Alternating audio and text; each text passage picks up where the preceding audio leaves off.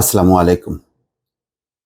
কালকেই দর্শক আশঙ্কা করা হচ্ছিল যে হেলিকপ্টার বিধ্বস্ত হওয়ার পর যখন নাকি প্রেসিডেন্ট এবং তার সফর সঙ্গীদের কারোর খোঁজ পাওয়া যাচ্ছিল না, তখন হয়তো সবাই মারা গেছেন।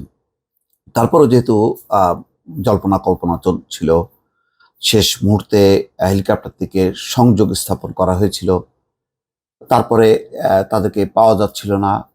প্রেসিডেন্ট যেই হেলিকপ্টারে যাচ্ছিলেন আম, একটি প্রকল্প উদ্বোধন শেষে ফেরার পথে, যাওয়ার এবং আসার পথে সাথে আরো দুটি হেলিকপ্টার আহ, পাহারা দিচ্ছিল। তো সুতরাং মনে করা হচ্ছিল যে হয়তো কোনো একটা মানে যান্ত্রিক গোলযোগের কারণে হেলিকপ্টার হয়তো একটু বিপজ্জনক অবস্থায় আছে, হয়তো ল্যান্ড করেছে এবং তারা হয়তো অক্ষত আছে, কিন্তু সংযোগ স্থাপন করা হচ্ছিল না। কিন্তু তখনই মোটামুটি আহ, ইরানবাসী তো বটেই, সারা বিশ্বের মানুষ কিন্তু শঙ্কা করছিল যে কেউ হয়তো বেঁচে নেই। শেষ পর্যন্ত দর্শক সেটাই হলো। এবং এই ঘটনাটা এমন একটা সময় ঘটলো, তখন এটি আরব বিশ্বের জন্য তো বটেই, পুরো মুসলিম জাহানের জন্য একটা অশনি সংকেত বা একটা বিপজ্জনক একটি পরিস্থিতি। কেননা ইসরায়েল এই মুহূর্তে যে পরিমাণ আগ্রাসন চালাচ্ছে গাজা, রাফা সহ অন্যান্য জায়গায়, সেখানে এই আগ্রাসনের বিরুদ্ধে একেবারে সবচেয়ে কঠিন হুঙ্কার ছাড়ছে যে দেশটি, তার নাম হচ্ছে ইরান।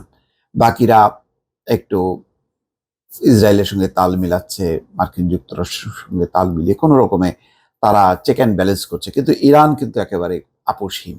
এবং সেই কারণে ইসরায়েল দফায় দফায় হামলা চালিয়েছে। ইরানের শীর্ষ কমান্ডার যারা গিয়েছিলেন মিশরে, সেখানে দামেস্কে বোমা হামলায় বা বিমান থেকে হামলা চালিয়ে 7 শীর্ষ কর্মকর্তাকে তারা মেরে ফেলেছে।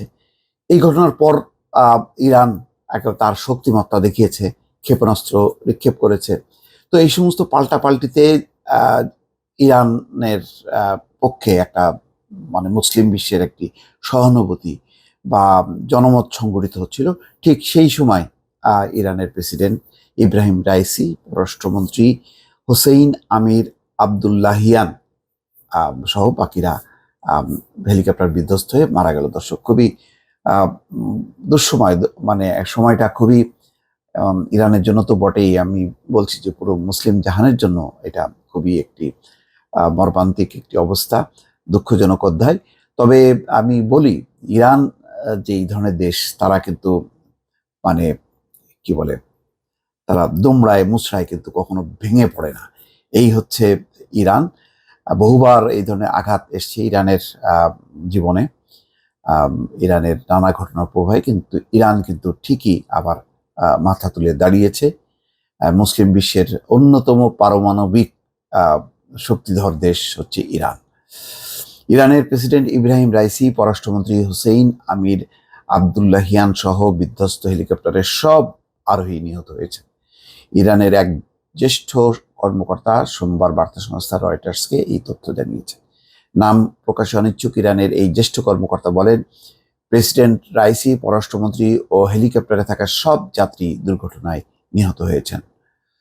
ইরানের আধা সরকারি বার্তা সংস্থা মেহর নিউজও এই তথ্য নিশ্চিত করেছে। খবরে বলা হয়েছে, ইসলামী প্রজাতন্ত্র ইরানের প্রেসিডেন্ট ইব্রাহিম রাইসি দেশের জনগণের জন্য দায়িত্ব পালনকালে দুর্ঘটনার শিকার হন। তিনি শহীদ হয়েছেন। হেলিকপ্টারে থাকা পররাষ্ট্রমন্ত্রী হোসেইন আমির আবদুল্লাহিয়ান সহ অন্য আরোহীদের সবাই শহীদ হয়েছেন। প্রথমে আশঙ্কা করা হচ্ছিল যে ইসরায়েলের কোনো কারসাজি আছে কিনা, কারণ এই ধরনের গুপ্ত হত্যা, গুপ্ত হামলা চালাতে সারা বিশ্বব্যাপী একেবারে সিদ্ধহস্ত হচ্ছে ইসরায়েল।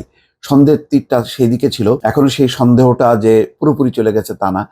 কেন, কি কারণে বিধ্বস্ত হলো, সেটি যান্ত্রিক গোলযোগ হতে পারে, আরেকটি হতে পারে ইসরায়েলের কোনো কারসাজি। এছাড়া মানে তার তৃতীয় কোনো আহ, ঘটনা থাকার কথা না আপাতত।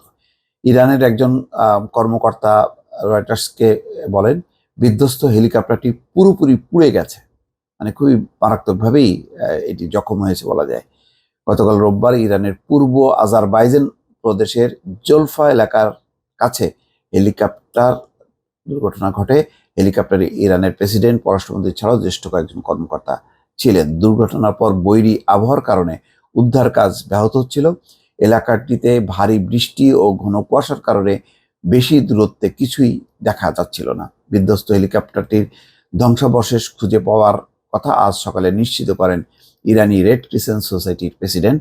পরে ইরানের রাষ্ট্রীয় টেলিভিশনে বলা হয়, এই দুর্ঘটনায় হেলিকপ্টারের কোনো যাত্রীর বেঁচে থাকার চিহ্ন নাই। ইরানের রাষ্ট্রীয় বার্তা সংস্থা ইরনা জানিয়েছে, বিধ্বস্ত হেলিকপ্টারটি যুক্তরাষ্ট্রের তৈরি, এটির মডেল বেল 212। যাই হোক দর্শক, মানে খুবই ইরানের জন্য তো বটেই শোকাবহ একটি ঘটনা। তারপরও ইরানের বাকি যারা আছেন প্রধান ধর্মীয় নেতা, তারা আশ্বস্ত করেছেন যে এই ঘটনার পরও ইরানের কোনো রাষ্ট্রীয় কর্মকাণ্ড ব্যাহত হবে না। দর্শক ভালো থাকবেন, আল্লাহ হাফিজ।